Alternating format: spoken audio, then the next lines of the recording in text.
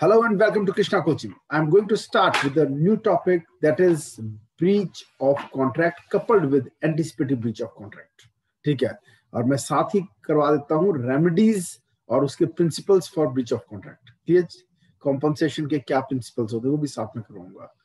तो आज मैं पहले स्टार्ट करूंगा ब्रीच और एंटिसिपेटरी ब्रीच सेक्शन 39 से. ओके, इससे पहले मैं एक सेशन इसी टॉपिक पर ले चुका हूं जिसे मैंने डायग्राम के द्वारा इस टॉपिक को पूरे को समझाया था. तो ये ब्रीच ऑफ कॉन्ट्रैक्ट पर लेक्चर 2 है. Okay, let's start with it. I would like to share my screen. I would like to show you the bare first कि सेक्शन 39 क्या कहता है. रजत रीड कीजिए. Rajat read.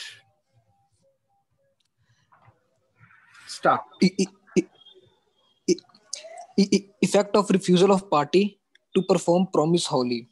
When a party to a contract has refused to perform or disabled himself from performing his promise in its entirely, the promisee may put an end to the contract unless he has signified by words or conduct his acquiescence in its continuance. क्या मतलब है? जब एक party ने मना कर दिया, word use हुआ है हैज रिफ्यूज्ड, ठीक है, या फिर इनकैपेसिटेट कर दिया यानी डिसेबल कर दिया खुद को, वो चाह के भी उसको परफॉर्म नहीं कर सकता. ठीक है जी, और वो पूरा अपने पूरे ही प्रॉमिस को वो परफॉर्म नहीं कर सकता, इसलिए या तो रिफ्यूज कर दिया या उसने अपने आप को डिसेबल कर दिया. तो जो प्रॉमिस दूसरी पार्टी जो है वो चाहे तो दो काम कर सकती है, या तो उसी time put an end to the contract, यानी कि दैट पार्टी में रिसाइंड द कॉन्ट्रैक्ट, कॉन्ट्रैक्ट को खत्म करके क्या करे, डैमेजेस क्लेम करे, डैमेज जो नुकसान हुआ है. ठीक है, मगर मैंने बताया था इसमें एक रिस्क क्या होता है कि बाद में अगर वो दूसरी पार्टी परफॉर्म कर दे, ठीक है, तो उसका राइट खत्म हो जाता है डैमेजेस का ड्यू डेट पर, और या फिर ड्यू डेट से पहले अगर उस परफॉर्मेंस को गवर्नमेंट इलीगल डिक्लेयर कर दे या फिर फिजिकली इम्पॉसिबल हो जाए वो, या फिर उस देश के साथ वार लग गई जिसकी वजह से कॉन्ट्रैक्ट सस्पेंड हो गया, तब भी रिसिशन ऑफ कॉन्ट्रैक्ट की ऑप्शन खत्म हो जाती है, डैमेजेस लेने की ऑप्शन खत्म हो जाती है. तो ये रिस्क है. ओके, और unless may put an end to the contract unless he has signified by words or conduct his acquiescence in its continuance. इसका क्या मतलब है? ठीक है, वो चाहे तो कॉन्ट्रैक्ट को खत्म कर सकती है पार्टी, दूसरी पार्टी, लेकिन अगर उसने बाय वर्ड्स और बाय कंडक्ट, ठीक है, ये कह दिया है I would like to keep this contract alive, समझ में, फिर उसके बाद रिसाइन नहीं होता. समझ में आया जी? अब हुआ क्या, ये दो इलस्ट्रेशन पढ़ के हम इसको समझेंगे. ओके, पढ़िए. ए रजत. A singer enters into a contract with B, the manager of a theater, to sing at his theater 2 nights in every week during next 2 months, and B engages to pay her 100 rupees for each night's performance. On the 6th night, A willfully absents herself from the theater. B is at liberty to put an end to the contract. 2 nights in 1 week का contract हुआ था. ठीक है जी, during the next 2 महीने चलना था ये contract. Clear? और एंड बी एंगेजेस टू पे हर 100 रुपीज फॉर ईच नाइट, हर रात के 100 रुपए मिलने थे. 6th नाइट पर जानबूझकर ए ने अपने आप को एब्सेंट कर लिया, थिएटर पे नहीं आई, तो अब बी की मर्जी है, चाहे तो उसके बाद वो शो करवाए या ना कराए, he can put an end to the contract. लेकिन हाँ, जो ये कुछ दिन काम करवाया उसके लिए क्वांटम मेरिट का प्रिंसिपल लगाते हुए उसको पे करना पड़ेगा, as much as he has earned. Clear? जितना उसको बेनिफिट होगा. नेक्स्ट, बी पर आओ. A singer enters into a contract with B, the manager of a theater, to sing at his theater 2 nights in every week during next 2 months, and B engages to pay her at the rate of 100 rupees for each night. On the 6th night, A willfully absents herself. With the assent of B, A sings on the 7th night. B has signified his acquiescence in the continuance of the contract and cannot now put an end to it. but it entitled to compensation for the damage sustained by him through A's failure to sing on the sixth night. First, second, third, fourth, fifth में सही तरह काम हुआ, sixth में absent हो गई singer, मगर seventh में उसने उसको फिर से अलाउ किया सिंग करने के लिए और परफॉर्मेंस हुई है, उसने परफॉर्म किया। तब एट्थ में क्या वो मना करने का अधिकार रखता है कि नहीं आपने सेवंथ में एब्सेंट रहे थे इसे बताओ? नहीं, सेवंथ में बाय कंडक्ट, ये देखिए यहां पर लिखा हुआ है बाय कंडक्ट उसने एक्विजिशंस दे दी है, इट मींस ठीक है। अब उसे एट्थ, नाइन्थ, टेंथ में यानी सब करवाना पड़ेगा जब तक 2 महीने पूरे हो नहीं जाते एज पर द कॉन्ट्रैक्ट, क्योंकि अगले 2 महीने का कॉन्ट्रैक्ट हुआ था। उसने bye acquisitions upon by conduct उसने अपने एक्विजिशंस दी है कि आई एग्री विद इट, चाहे 6वें दिन एब्सेंट हुआ था सिंगर। ओके, और आगे चलते हैं। ये देखिए, अब मैं इसको थोड़ा बड़ा करके दिखाता हूं आपको ताकि आप और बेटर देख सके, समझ सके। ये लीजिए, ठीक है जी, ब्रीच ऑफ कॉन्ट्रैक्ट का टॉपिक आपके सामने है। अब ब्रीच ऑफ कॉन्ट्रैक्ट 2 तरह का हो सकता है, या तो एक्चुअल या एंटिसिपेटरी। ओके, यही 2 तरह के, एक्चुअल या प्रेजेंट ब्रीच और एंटिसिपेटरी ब्रीच। अगर ड्यू डेट पे हुआ है, ठीक है, ऑन द ड्यू डेट है तो एक्चुअल ब्रीच है, और अगर before the due date of performance हुआ है तो हम उसे क्या कहेंगे कि हुआ है एंटिसिपेटरी ब्रीच। थोड़ा छोटा करना पड़ेगा, ठीक है। If A informs B on 1st December that he will not perform the contract on 20th December, 20 तारीख ड्यू डेट थी और उसने कहा 1 तारीख को, 20 दिन पहले ही बता दिया मैं ड्यू डेट पर परफॉर्म नहीं करूंगा, तो ये एंटिसिपेटरी ब्रीच है, जो कि कहां कवर्ड है? सेक्शन 39 में। Okay, an anticipatory repudiation occurs when prior to the promised date of performance the promisor repudiates the contract, चाहे एक्सप्रेसली या इम्प्लाइडली, यानी या बाय वर्ड्स और बाय कंडक्ट, या अपने आप को इनकैपेसिटेट, डिसेबल कर दे, ठीक है। अब 2 तरह से एंटिसिपेटरी ब्रीच होती है, रिफ्यूजिंग टू परफॉर्म या disabling himself from performing the contract. Okay, unless the promise signifies by words, ये मैं समझा चुका हूं आपको। नेक्स्ट, अब आता है इलस्ट्रेशन ए, हम पढ़ चुके हैं। When one person makes anticipatory breach of contract, the other party has 2 alternatives. Due date से पहले ही अगर मना कर दिया है पार्टी ने कि मैं ड्यू डेट में परफॉर्म नहीं करूं, तो 2 ऑप्शन है, उसी टाइम कॉन्ट्रैक्ट को खत्म कर दो, रिसाइन द कॉन्ट्रैक्ट, और साथ ही साथ मांग लो क्या? डैमेजेस। या फिर may not put an end to the contract, contract को खत्म ना करो, कीपिंग द कॉन्ट्रैक्ट अलाइव, उसको सब्सिस्टिंग रखो, जिंदा रखो उस कॉन्ट्रैक्ट को, अलाइव रखो उसको, और वेट करो क्या पता दूसरी पार्टी चाहे जो मना कर रही है मगर फिर भी परफॉर्मेंस कर दे ड्यू डेट पर। समझ में आया? He may resign the contract immediately and may bring an action for breach without waiting for the appointed date, या फिर wait for the appointed date, ठीक है। अगर सेकंड ऑप्शन है तो उसमें एक ब्रीच है, 2-3 रिस्क हैं। रिस्क क्या क्या है? पहला, अगर बाद में सस्पेंड हो गया कॉन्ट्रैक्ट ड्यू टू वार, फिर भी सारे उसके जो राइट्स हैं स्यू करने के वो खत्म हो जाएंगे। समझ में आया? कॉन्ट्रैक्ट सस्पेंड हो सकता है, या फिर कॉन्ट्रैक्ट को इलीगल डिक्लेयर कर दिया गवर्नमेंट ने, या फिर उस चीज में ट्रेड करना ही इम्पॉसिबल हो गया, फिजिकल इम्पॉसिबिलिटी। ओके, अब जैसे कि एक केस हुआ हॉकस्टर वर्सेस डेला टूर, ठीक है जी।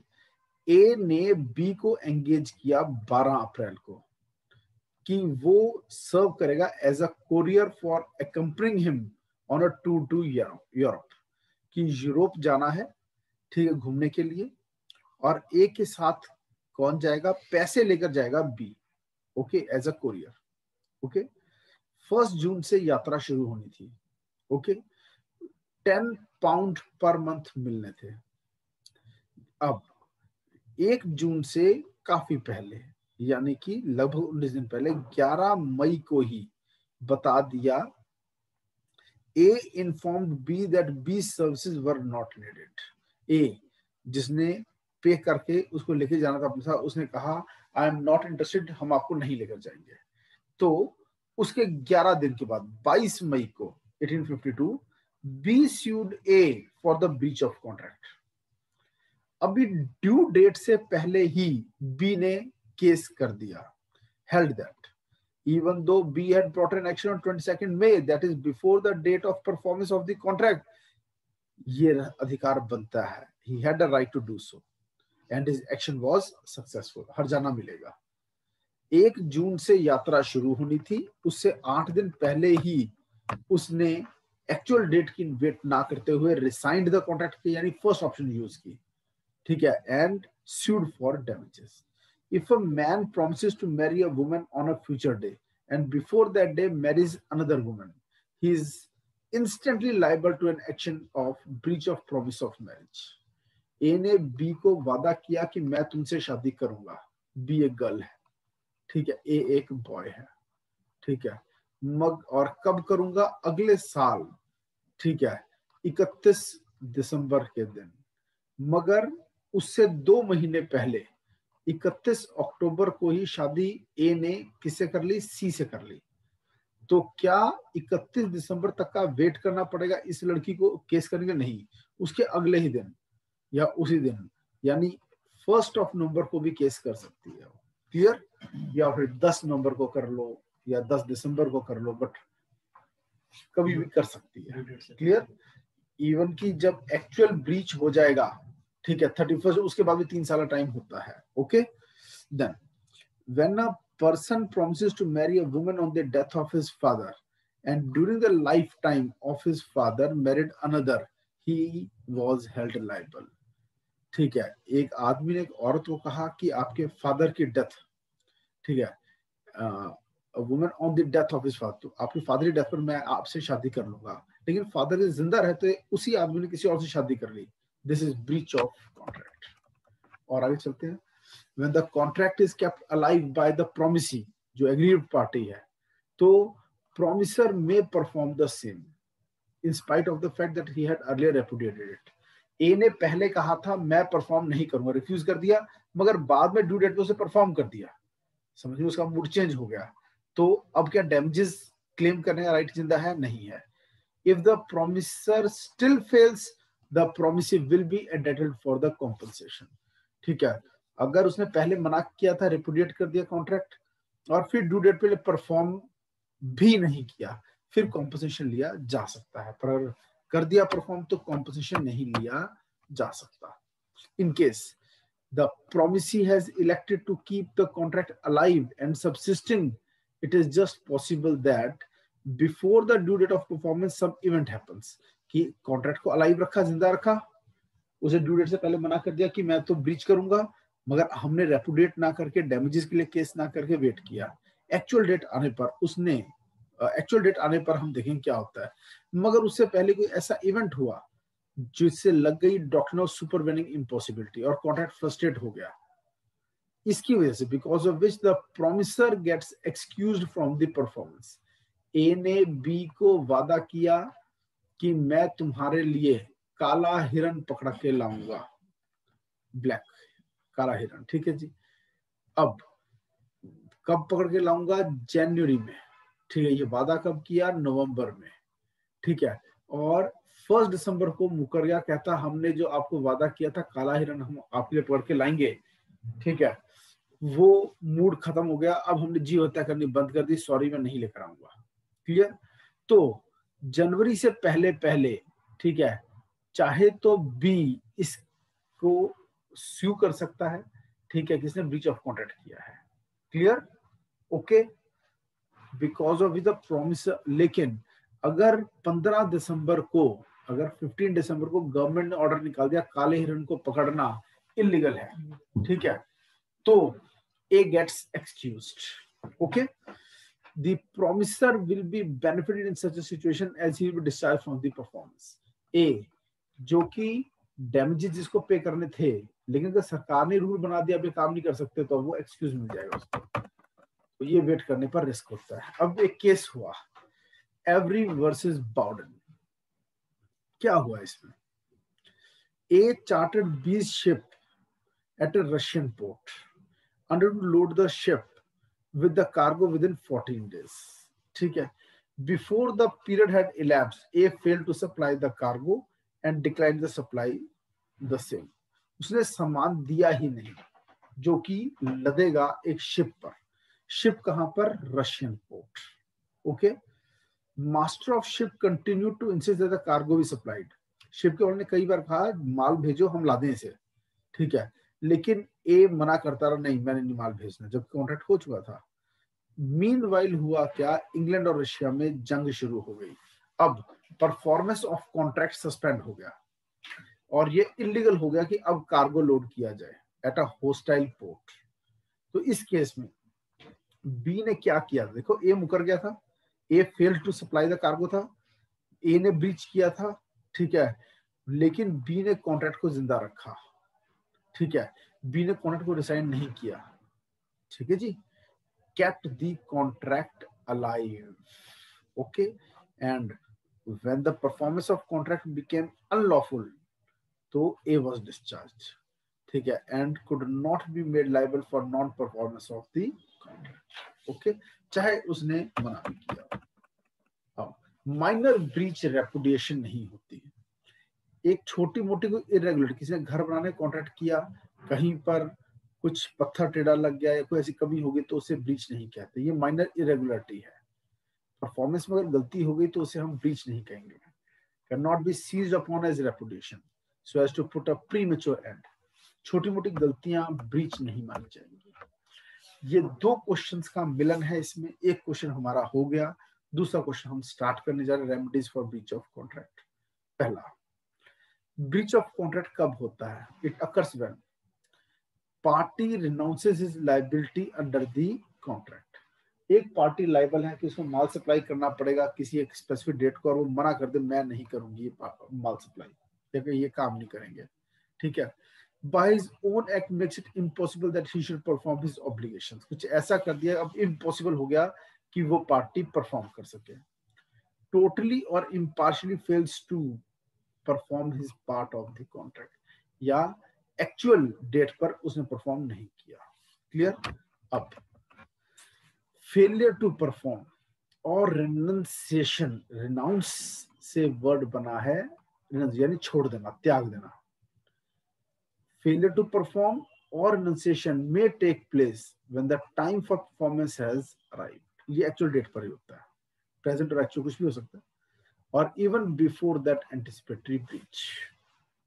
ओके, देन क्योंकि मान लो दिसंबर में सर्विस प्रोवाइड करनी थी, ये कॉन्ट्रैक्ट था, उसे 2 महीने पहले नवंबर में आदमी कह सकता है सॉरी अब से 2 महीने के बाद मेरा प्रोग्राम बन गया कनाडा जाने का, तो मैं दिसंबर में कनाडा में रहूंगा, मैं तो इंडिया में होऊंगा ही नहीं, इसलिए मैं परफॉर्म नहीं कर सकूंगा। ये क्या है? Breach.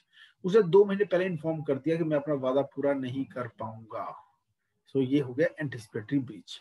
The date for assessment of damages in case the anticipated reputation is accepted, ठीक है, is the date of repudiation. अब कौन सी डेट मान जाएगी? डैमेजेस कहां से कैलकुलेट होंगे? जिस दिन वो मुकर गया, ना कि वो वाला दिन जिस दिन केस किया गया है, ठीक है। नेक्स्ट, सॉरी उल्टा बोला मैंने। The date for assessment damages in case of anticipated reputation is accepted is the date of reputation. A और बी में कॉन्ट्रैक्ट था, ए मुकर गया कि मैं तय डेट पर काम नहीं करूंगा। कौन सी डेट को मुकरा? 15 दिसंबर को इसने मना किया। इसने केस किया 1 महीने के बाद 15 जनवरी को। ड्यू डेट क्या थी? 15 मार्च। तो डैमेजेस 15 जनवरी से कैलकुलेट होंगे जिस दिन इसने कोर्ट का दरवाजा खटखटाया, रेपुडिएट द कॉन्ट्रैक्ट किया। रेपुडिएशन का मतलब कोर्ट का दरवाजा खटखटाना नहीं होता। उसने अगर एक फोन भी कर दिया, उसे कह भी दिया बाय वर्ड्स और कंडक्ट, ठीक है, अब हमारा कॉन्ट्रैक्ट खत्म है क्योंकि आप मुकर गए, बस जैसे इसने ये बोल दिया it means he has repudiated the contract. समझ में आया? अब बी की लाइबिलिटी भी खत्म हो जाती है रेपुटेशन पर। Then if it is not accepted then the date for assessment of damages is the date of performance, ठीक है।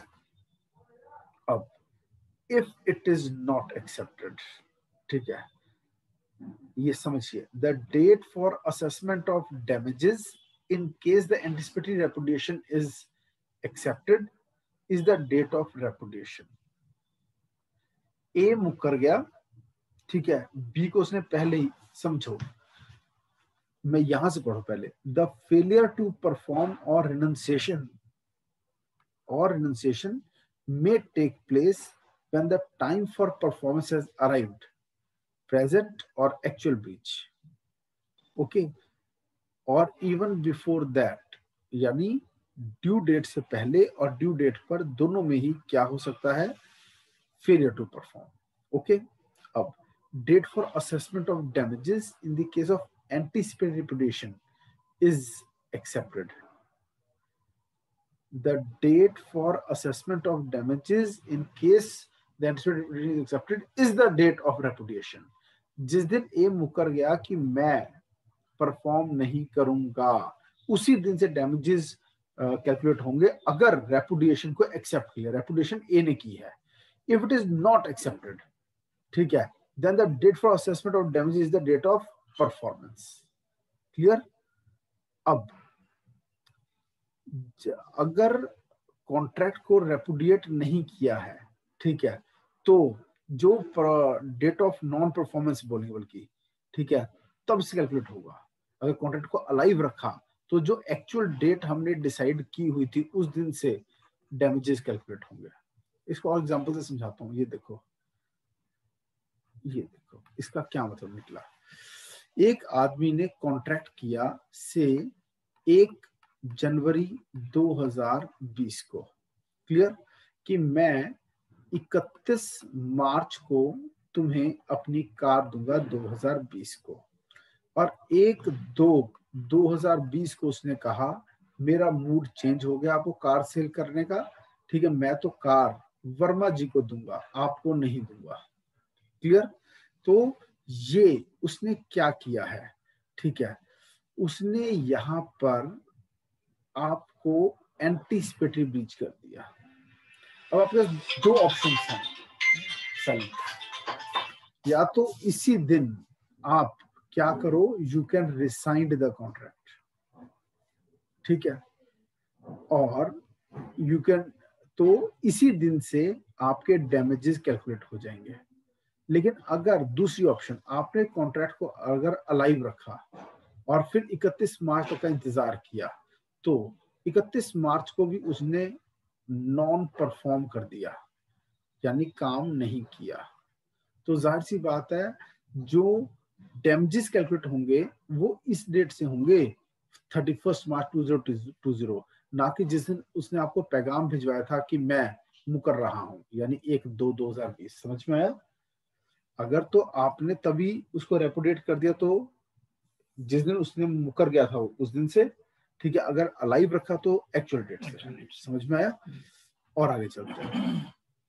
Next, 3 remedies are available for breach of contract, namely, ये 3 रेमेडीज कौन सी हैं? पहला, specific performance and injunction. Injunction क्या है? Stay order, ठीक है, स्पेसिफिक परफॉर्मेंस मांगना कि इसने जो वादा किया उसे पूरा करवाया जाए। और 2018 में जो अमेंड हुआ है स्पेसिफिक रिलीफ एक्ट, तो अब specific performance has become a right. It is no more discretion of the court, discretion of court. और आगे चलते हैं। नेक्स्ट, अब स्पेसिफिक है क्या?